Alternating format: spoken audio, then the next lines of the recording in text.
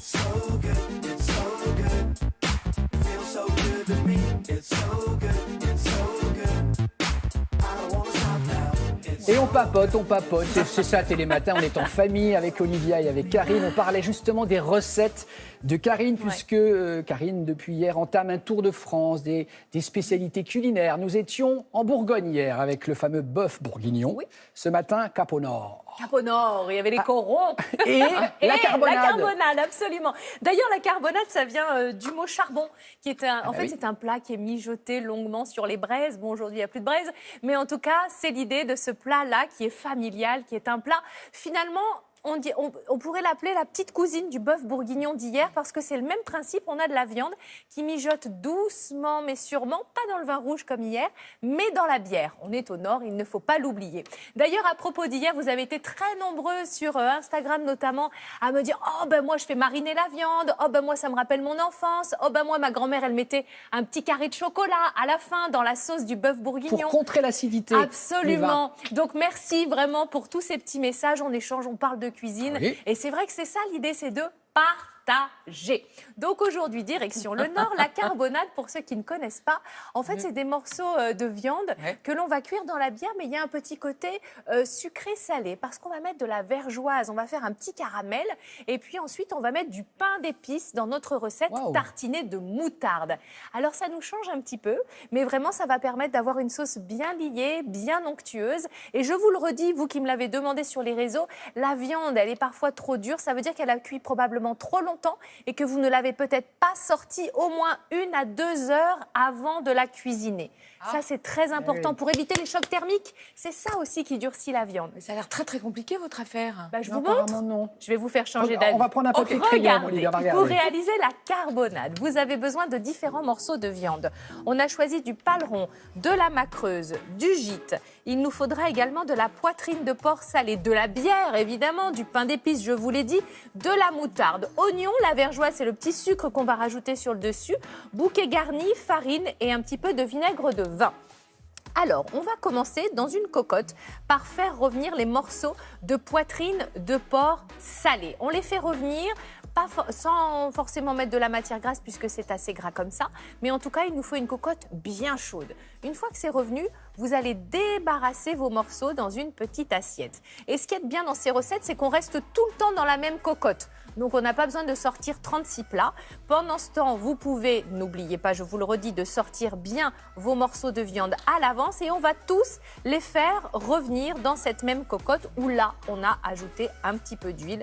Vous pouvez mettre de la graisse de bœuf, pourquoi pas, c'est très bien comme ça. D'ailleurs, on mange souvent ce plat avec des frites à la graisse de bœuf.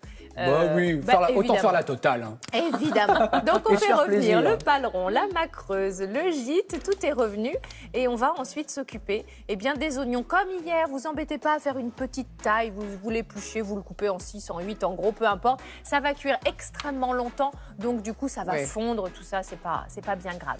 De l'ail, vous allez l'éplucher, n'oubliez pas de le dégermer pour une meilleure digestion, c'est toujours mieux. Vous l'écrasez sur votre planche et là, on va tout remettre dans la cocotte. Donc, on met les petits oignons, on va bien mélanger tout ça, on les laisse revenir un petit peu. Et puis, voilà. C'est magique la télé quand même, hein. Ça remue vite. Il manque l'odeur. Ah oui, ça c'est vrai. Ça ne peut jamais remplacer une cocotte comme ça qui frétille. Et ça, c'est la vergeoise. Donc, on ajoute cette vergeoise sur les oignons.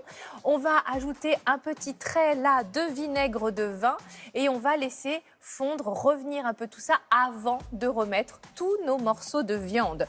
Une fois que vous avez remis tous vos morceaux de viande, on va mettre de la farine. C'est comme hier.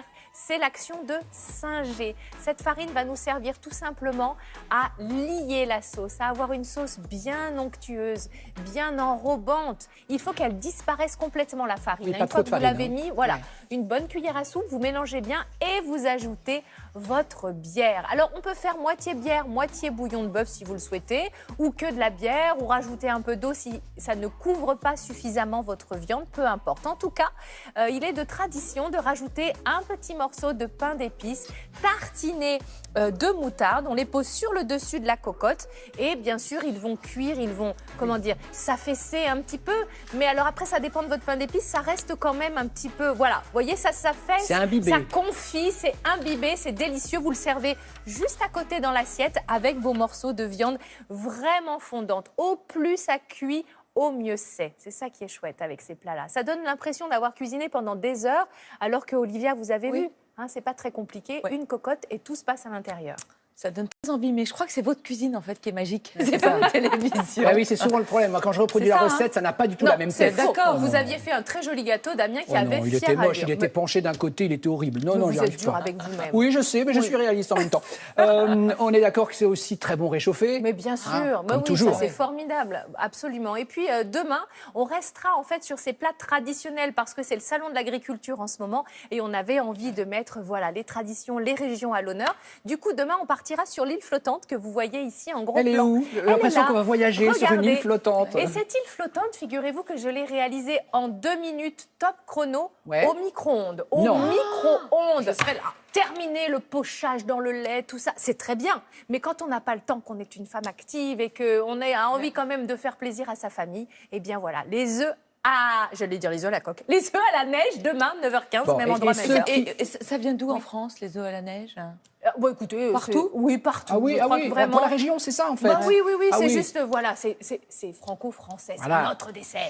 Suite demain, et ceux qui s'écrient ce matin devant la télé, sacrilège au micro-ondes, non, on va vous prouver demain on peut combiner rapidité et, mais oui, et il faut efficacité. Pas coutume, mais bien sûr, Bien sûr, il faut être mais ouvert. Oui. Ah, ça c'est sûr. Merci Karine.